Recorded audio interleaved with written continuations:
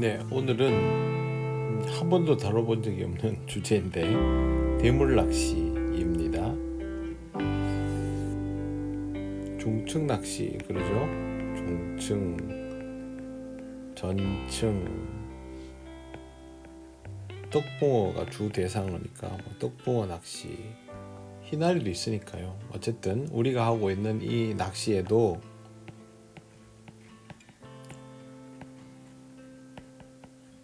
대물 낚시가 있습니다. 여러분들이 알고 있는 일반적인 대물 낚시는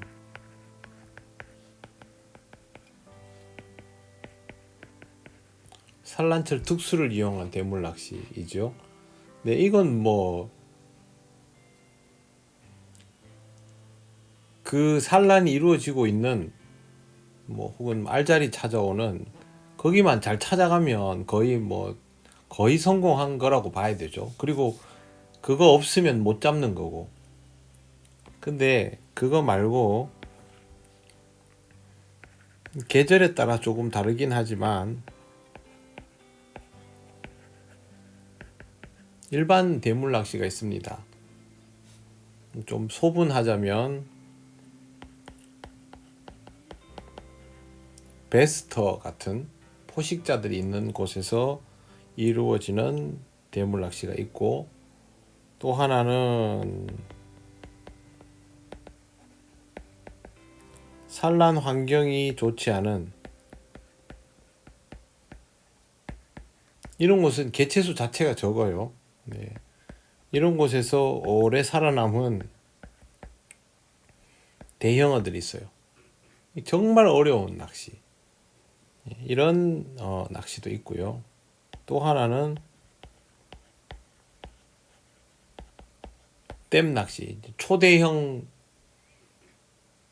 낚시터죠. 여기는 온갖 게 다 있죠.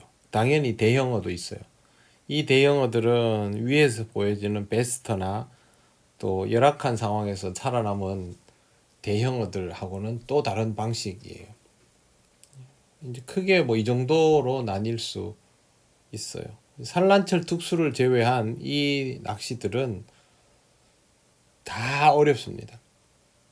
댐 낚시 같은 경우는 오름수위 같은 게 맞아 떨어져야 되고요. 베스터 이런 데는 진짜 기술적으로 해결을 좀 봐야 될 부분들이 많습니다. 제가 처음에 유튜브를 하기 전에 오랫동안 연습하던 연습장이 있는데요. 그 연습장이 여러분들이 소위 말하는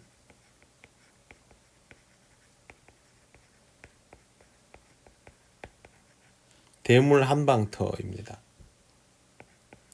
원래는 그렇지 않았는데 어느 날 그렇게 돼 있었어요. 그래서 하루 종일 열심히 고기를 잘 잡아도 3마리 이하입니다.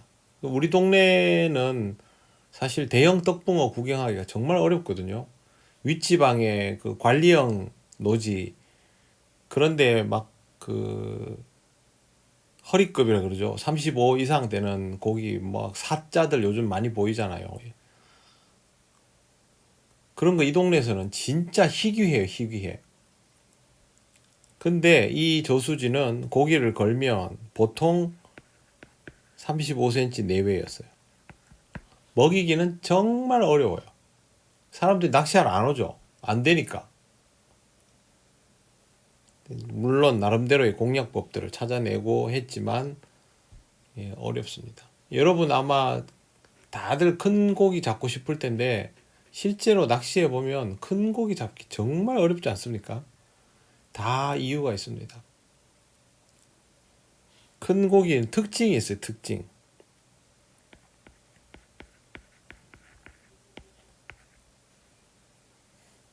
가장 큰 특징은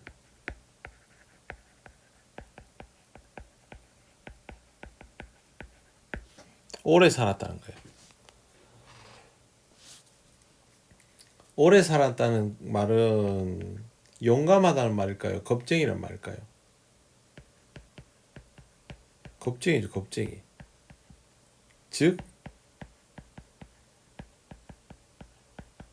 경계심이 엄청난 고기만 살아남은 거죠. 막 덤빈 놈들은 다 죽었죠. 물론 요즘은 캐치 앤 릴리즈를 해주니까 좀 살아남는 편이지만, 그래서 이 큰 고기들이 산란철 아니면 얼굴 보기가 사실상 거의 불가능해지는 거예요.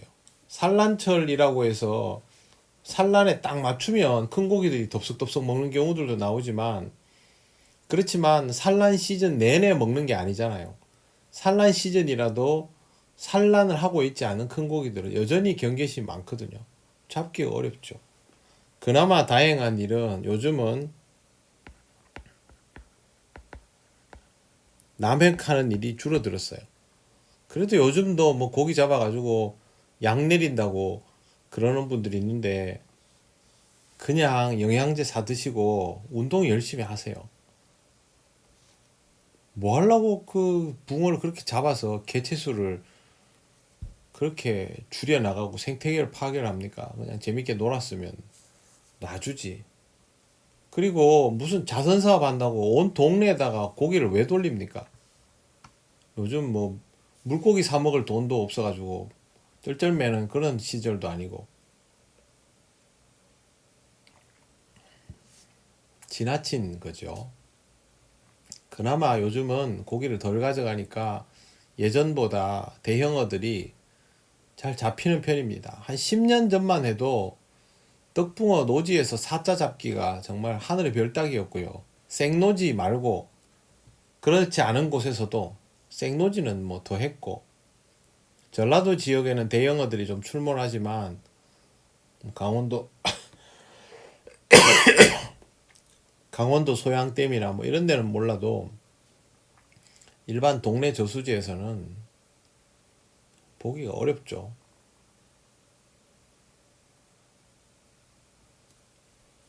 그래도 많이 좋아졌어요. 토종도 사자들 나오는 거 보면, 옛날에는요 고기 씨가 말라가지고 그 낚시 TV에 촬영하는데도 그 토종 붕어도 큰 사이즈가 잘 안 나오고 막 이랬었거든요. 요즘은 거기에 비하면 많이 환경이 좋아졌다고 저는 생각해요.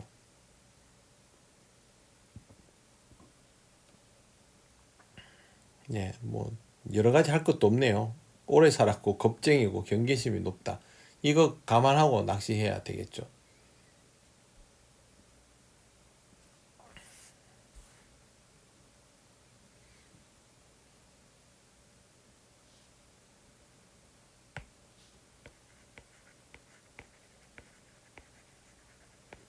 대물 낚시의 매력은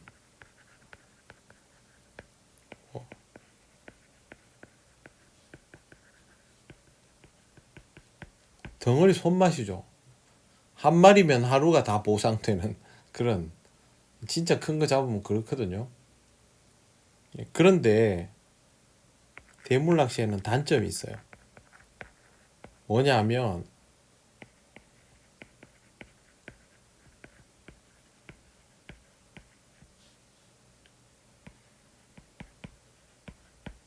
공부에 도움이 안 돼요.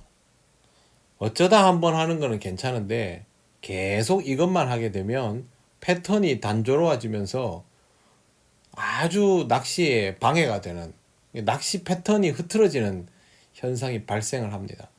그래서 대물 낚시는요,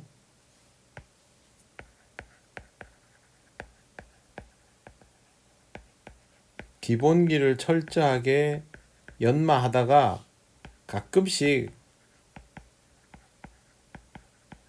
번외 경기 하듯이 출조하는 게 좋아요. 산란철 됐다 해가지고 큰 고기 한번 잡아볼 거라고 여기저기 쫓아다니는 거는 해로워요. 그리고 산란철 낚시했는데도 꽝치고 이러면 사람이 이제 약이 오르기 시작하면 아예 거기 죽치고 앉아있죠. 예, 그거는 일상도 깨지고 안 좋습니다. 그렇다고 뭐 매일 낚시터 앉아가지고 있을 수 없잖아요. 그죠? 예, 그런 거 안 좋아요. 그러니까 대물 낚시는 자주는 하지 마세요. 대신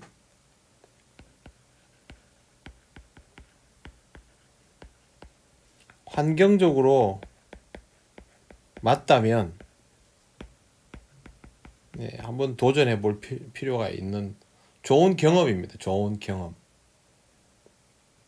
여러분 동네에 대물 낚시를 할 만한 곳이 있을 수 있어요. 어떤 데인지 제가 말씀 한번 드려볼게요. 대물 낚시를 할 만한 곳은 일단은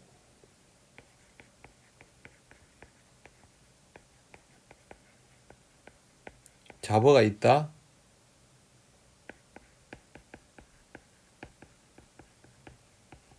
잡어가 좀 설친다.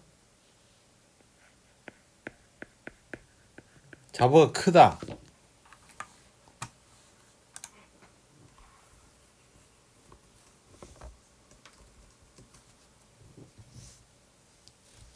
요런 곳은 잡어만 큰 게 아니고 붕어들도 커요. 보통. 뭐든 이게 영양 상태가 좋은 곳이죠. 그런데 이거랑 조건이 하나 더 맞물리는 게 있어요. 포식자, 가물치. 가물치가 뭐 좀 있어야 어느 정도 그죠? 베스 특히 이러면 애들이 몸을 부풀리거든요. 그러면 환경이 더 만들어져요. 당연히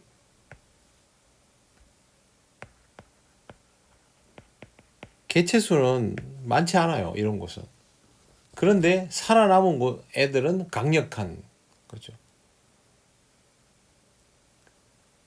잔챙이가 많은 곳은 대물 낚시가 어렵습니다. 그걸 잘 생각하셔야 되는 게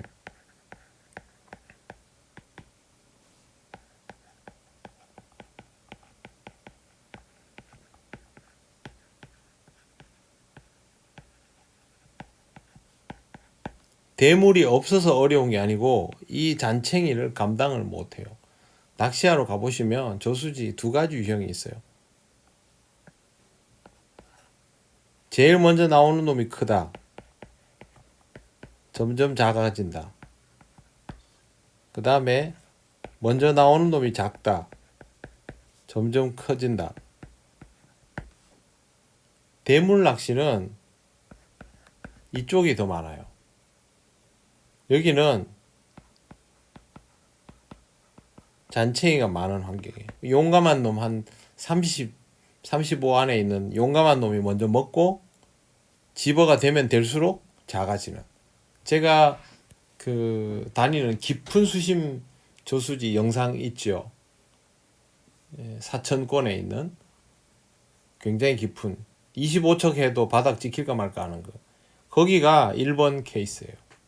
그리고 제가 예전부터 연습하던 데는 2번 케이스.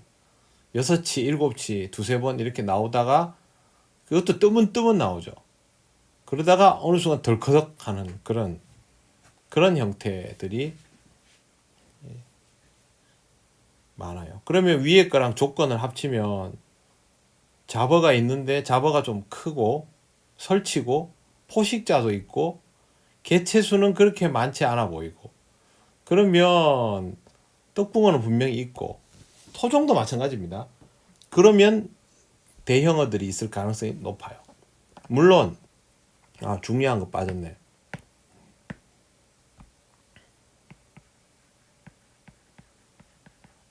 먹을 것이 많아야 돼요.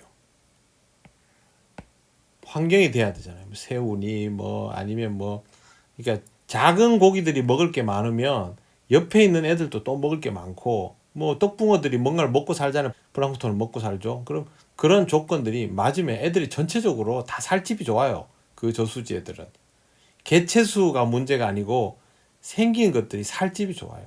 그 갈견이가 꽁치만 하고 막 이런 그런 데는 도전해 볼 만합니다. 여러분 그 갈견이가 막 점핑하는 거 보셨습니까? 베스 피하려면 그렇게 하잖아요, 그죠? 근데 베스터에는 갈견이 거의 보기 힘들거든요. 갈견이가 대형 붕어를 피해서도 점핑을 해요. 그런 걸 한번 이렇게 보시면 야 저런 것도 있구나 싶어요. 자 그러면 노지에서 대물이 있을 만한 곳은 첫째는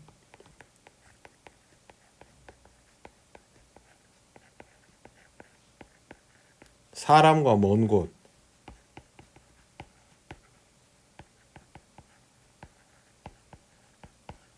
소음이 적은 곳, 그죠? 그 다음에 두 번째는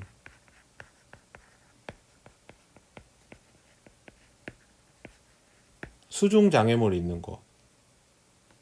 그리고 세 번째는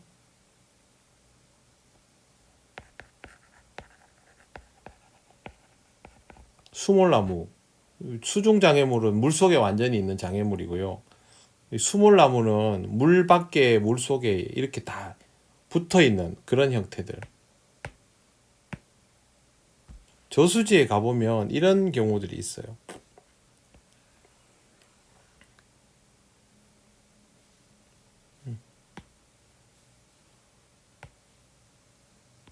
땅이 이렇게 있고 물이 이렇게 있어요. 그러면 나무가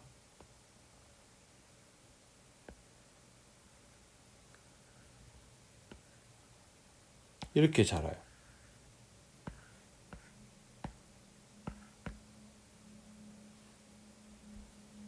나무가 이제 땅에서부터 시작해서 가지가 물속으로 뻗어가지고 이 물속에 보면 이게 막 수초랑 짬뽕이 돼 있는 이런 데가 있습니다. 그 자잘한 수몰나무 말고 큰 나무 중에 이렇게 생긴 데가 있어요. 여러분 다니는 저수지에 이런 환경이 있으면 그 근처에는 뭐가 있을 수도 있어요. 꼭 가보세요, 거기. 거기 가가지고 뭘 보시냐면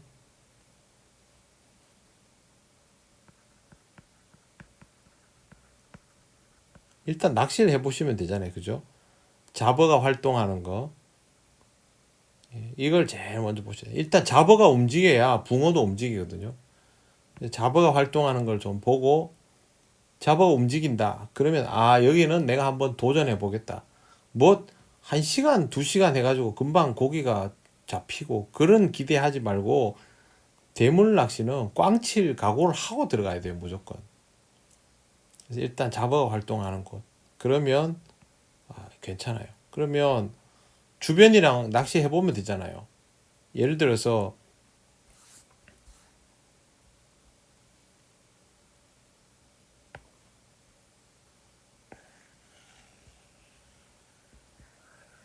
저수지가 이렇게 있어요. 이렇게 저수지가 있으면 이 지점에 수물나무가 이렇게 형성되어 있단 말이에요. 그러면 낚시를 가가지고 A, B, 맹탕, C, D 요런 데를 다 낚시를 해보는 거예요. 해보면 여기 차이들을 느낄 수 있어요. 대물 낚시는 한 번 가서 해보고 안 되네.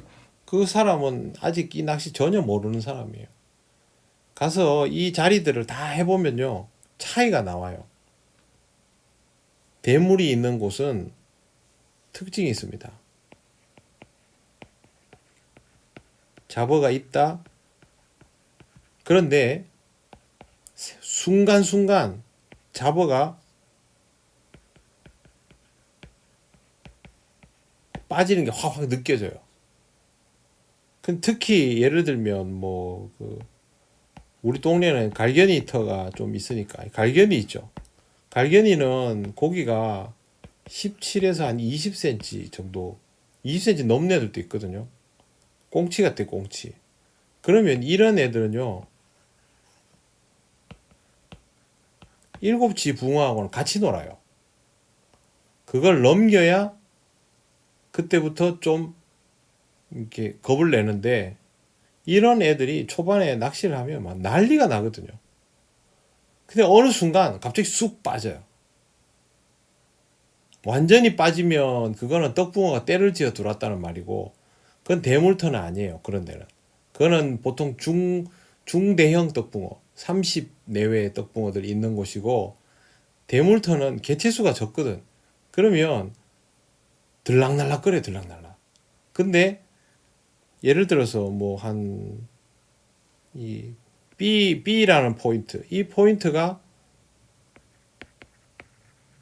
갈견이 들락날락거리는 곳이다. A는 잡어도 없다.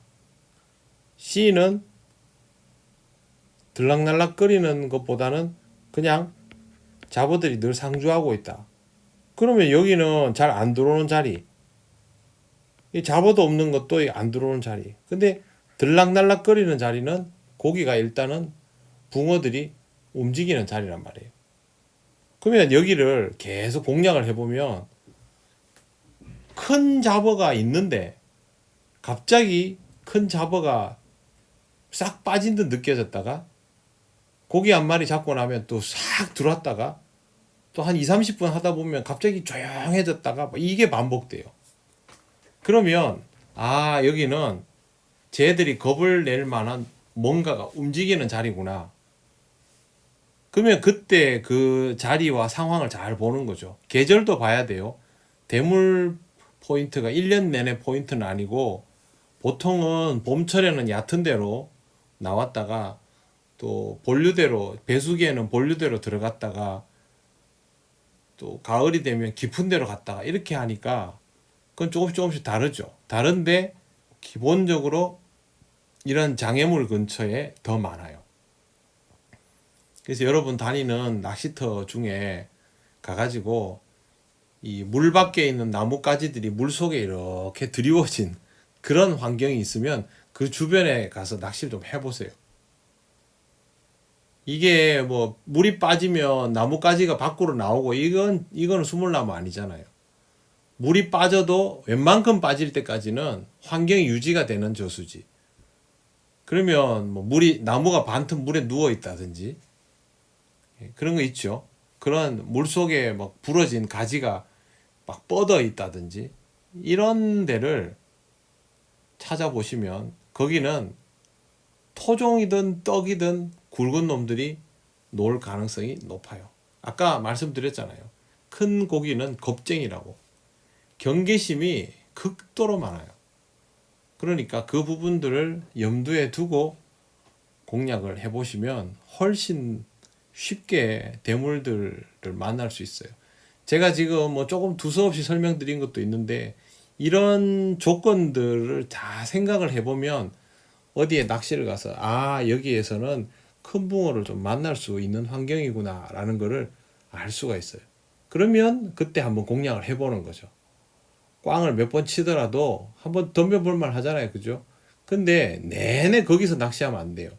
만약에 그렇게 하면 내가 가지고 있는 이 기본기의 패턴을 잃어버릴 수가 있기 때문에 그거는 좋지 않아요. 그리고 큰 고기를 잡을 때는 굉장히 정확한 낚시를 해야 됩니다.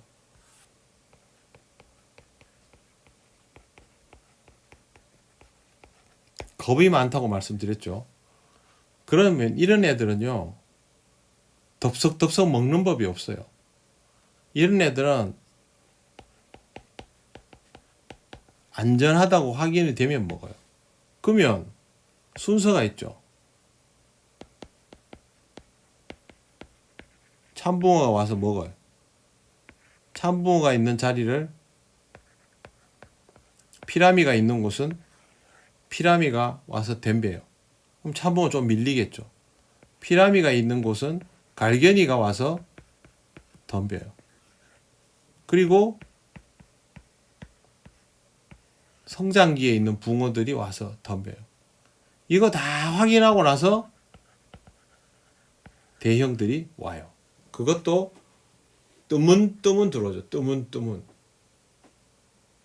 기본적으로 안 그런 경우도 물론 있지만 기본적으로 이런 방식이에요. 그러면 낚시를 어떻게 해야 되겠어요? 참붕어도 만나고 피라미도 만나고 갈견이도 만나고 작은 붕어도 만나가면서 대형어를 생각해야 돼요. 자, 이거는 정확도가 필요 없죠. 이것도 마찬가지죠. 여기도 마찬가지죠. 그러나 여기서부터는 다르죠. 그리고 사실 갈견이도 정확도가 필요해요. 요거는 세모, 이 동그라미. 그럼 여기는 더 정확해야 돼요. 왜 그러냐면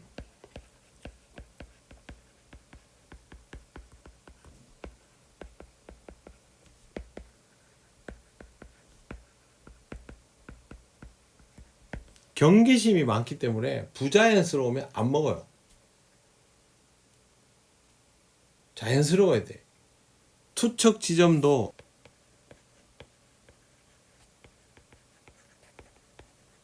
투척 좌표도 균일해야 되고 낙하 속도도 일정한 게 좋고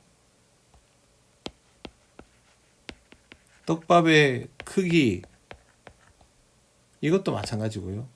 떡밥의 터치도 마찬가지예요. 부드럽고 수분이 많은 터치가 유리해요. 그리고 떡밥 심의 크기도 딱 안 맞으면 안 먹어요.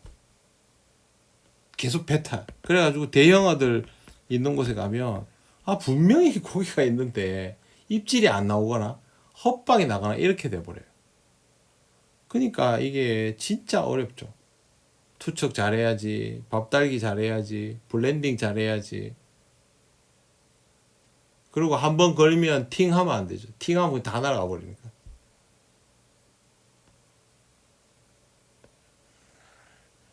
그래서 이런 낚시가 굉장히 어려워요.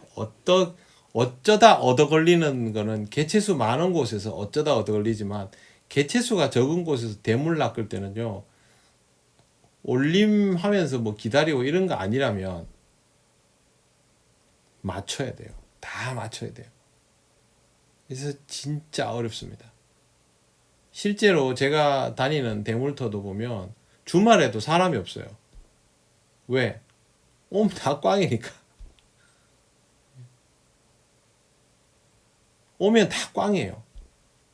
그러니까 주말에 사람 없는 저수지가 그게 정상입니까? 우리나라에서 비정상이지. 근데 공략을 하면 나와요. 물론 1년 내내 나오는 건 아니에요. 컨디션이 받쳐줄 때 나와요. 안 받쳐주면 안 되는 거지. 대물터가 아니어도 안 돼요. 잔챙이들 많은 곳에서 아무리 공략해 보세요. 잔챙이한테 시달리다가 끝나지. 그래서 그런 조건들을 맞춰야 돼요. 대물을 잡는 뭐 특별한 수가 없을까? 특별한 수 없어요. 평소에 사용하는 떡밥보다 수분의 양은 많고 입자감은 유지가 되고 헛방이 나면 사이즈 잘 맞춰줘야 돼요. 그리고 투척에 그 절묘함이 있어야 돼요. 내가 바닥을 막 진짜 이렇게 바닥을 손으로 짚어가듯이 낚시하는 그런 느낌? 그렇게 해야 돼요. 그리고 바늘은 커도 돼요. 속꽃줄이 같으면 큰 고기들 상대할 때는요. 속꽃줄이 같으면 보통 일반 속꽃줄이 할 때는 뭐 노지에서 하더라도 5호, 6호 쓰잖아요. 그러면 프로스트 같은 경우는 8호 보통 속고에 극관스레 같은 경우에도 7, 8호 세사도 마찬가지로 7, 8호 그 정도를 써요. 채비는 저는 두껍게 안 했어요. 저랑 갈림이랑 낚시할 때도 대형어들을 잡았는데 갈림 같은 경우는 기록 엄청난 기록을 가지고 있고 노지에서 근데 원줄 1호 목줄 0.5 그래가 잡아냈어요. 그게 뭐 장애물에서 강제 집행을 할 상황이면 산란 낚시는 장애물 사이에서 강제 집행하자 단척으로 그거는 채비가 두꺼워야 돼요. 근데 이거는 산란 낚시가 아니기 때문에 고기가 좀 크지만 충분히 제압할 수 있어요. 그래서 1호 두꺼우면 1.2호 그 정도면 충분해요. 찌는 뭐가 좋을까? 그거는 그날 해봐야 아는 거지. 낚시터마다 다 달라요. 산란철 낚시야 수심이 얕은 데서 구사하지만 이거는 수심도 대중 없어요. 깊은 데서 할 수도 있고 얕은 데서 할 수도 있고. 우선은 중요한 거는 지금 이 계절 같은 경우는 특히나 산란 전, 산란 후, 또 산란을 다시 하게 되는 시즌, 1차 산란, 2차 산란, 그 시즌 사이 요럴 때 있잖아요. 산란은 아니지만 산란장과 멀지 않은 곳에 수중장애물, 이런 곳이 대물터일 가능성이 높아요. 보통은 떡밥은요,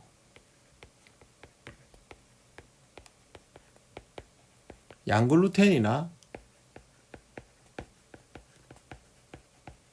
감자글루텐류를 많이 사용합니다. 6월달이 되면 패턴이 달라지지만 적어도 5월 정도까지는 이렇습니다. 그래서 제가 영상에도 뭐 가끔 소개하고 하는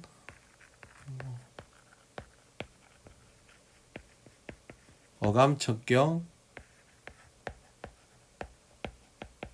어감경, 어척경, 척경, 감경, 이런 스타일. 이게 주로 하죠. 비율은 조절하죠, 보통. 8대2 뭐 이런 식으로 조절해요. 글루텐이 소량 들어가는 정도. 입자를 지키기 위한 유지의 능력으로 들어가고, 어분 글루텐 같은 경우는 지버가 되지만 흥분시키지 않아요, 생각보다. 그래서 그런 것들도 좋고. 그냥 감자 쓰고 그러지 않아요. 왜 그러냐면 대형어들은 마지막에 그 바늘에 아주 미세하게 이렇게 막 잔분유 나오면 요럴 때 입질할 때가 많거든요. 되돌림이 끝나갈 무렵에 입질, 이런 게 많아요. 그러다 보니까 무조건 뭐 급하게 서두를 일도 아니고, 서두를 필요 없어요. 꾸준하고 정확하게 낚시하는 게 굉장히 중요해요, 대물 낚시는. 공략을 이렇게 몇 번 이렇게 해보시면, 아, 이런 패턴으로 접근하면 되겠네라는 것을 알 수가 있어요. 네, 큰 고기 잡는 거 다 좋아하죠. 하지만 거듭 말씀드리지만 큰 고기를 잡는 일은 마음대로 되는 일이 아닙니다. 자연이기 때문에. 그래서 그것보다는 상황에 맞게 낚시를 하고, 상황이 그럴 만한 상황이면 그때는 적극적으로 공략을 하면 돼요. 네, 저도 그 예전에 뭐 발랑지에서는 사자를 많이 잡아봤지만 완전히 야생 이런 노지, 그것도 뭐 소류지에서는 35 이상도 잡아본 적이 없었거든요. 커봐야 35였는데 얼마 전에 더 큰 붕어들을 잡았어요. 갈림 기록은 엄청납니다. 예, 48을 냈어요. 48을. 예, 저는 42. 그게 뭣도 모르고 한 게 아니고요. 아, 이게 지금 대물 낚시로 해야 된다라고 해서 그렇게 잡은 거예요. 공략을 해서. 그래서 우리한테는 굉장히 의미 있는 연습이었던 거죠. 물론 지금도 뭐 그거 잡겠다고 기록갱신 하겠다고 쫓아다니고 그러지는 않아요. 왜 그러냐면 기초가 튼튼해야 대물 낚시도 되거든요. 여러분들도 아마 그런 부분들을 한번 해보시면 조금 더 다양한 낚시를 할 수 있을 거예요. 제가 아마 조만간에 이 일대에서 갈견이가 제일 많은 곳에 다시 도전하러 갑니다. 전번에 한번 고전했는데 연습을 좀 해가지고, 대물터는 아니고요. 자버를 극복하는 낚시를 연습해야 되기 때문에 거기도 들어갈 겁니다. 한 가지만 하지 마세요. 갈견이도 공략하고 대형어도 공략하고, 또 관리터처럼 작은 고기들이 많은 곳도 공략하세요. 제 예전 영상에 그런 소류지에서 하는 거 보셨잖아요. 그게 기본기를 다지는 데는 제일 좋아요. 그래서 가끔씩 대물터에 가서 연습, 베스터 같은 데 있죠. 베스터 같은 데 가서 가끔씩 공략을 해보시고, 대형어를 주로 작은 고기들이 많은 곳에서 칼을 가시고, 그렇게 하면 아마 이 대물 낚시에 훨씬 더 흥미를 느끼면서도 낚시 발전이 있을 겁니다. 대물 낚시에 대한 가장 기본적인 개념들만 설명을 좀 드렸는데, 나중에 또 실제로 공략하다가 한번 말씀을 또 드릴게요. 어디 고기 터진다 그러면 가지 마세요. 거기는 이미 늦은 거예요. 고기가 나왔다 절대 가지 마세요. 왜? 대물이 나온 그곳에서는 한번 그렇게 나오면 안 나와요. 그 뭐 30에서 35 사이 그런 고기 말고, 사자에 육박하는 고기가 조그만한 낚시터에서 한번 나왔다 그러면 그게 또 막 쏟아져 나오겠어요? 산란철도 아닌데 절대 안 나오죠. 그러니까 그런 무모한 건 하지 마시고, 그냥 우리 동네 다니는 연습장에 꾸준히 다니시다 보면 대물 포지션이 보이는 데가 있어요. 그런 데 가서 연습하시면 됩니다. 네, 대물 낚시에 대한 가장 기본적인 개념은 오늘 설명드린 것 정도를 이해하시고 실제로 가서 도전을 해보시기 바랍니다. 나는 잘 모르겠고 그냥 큰 고기가 쭉 있는 곳에 가서 한번 며칠씩 한번 덤벼보고 싶다, 그러면 합천댐이나 소양강댐 이런 데 가서 하시면 되죠. 그것도 어렵습니다. 굉장히 어렵습니다. 자연에 대한 파악이 잘 돼 있어야 어느 정도 대응을 할 수 있지, 기초가 없으면 그게 될 리가 없죠. 큰 고기에 너무 목숨 걸지 마시고 낚시를 잘 구현할 수 있도록 그렇게 열심히 연습을 하시길 바랍니다. 오늘은 여기까지 하겠습니다. 안녕히 계세요.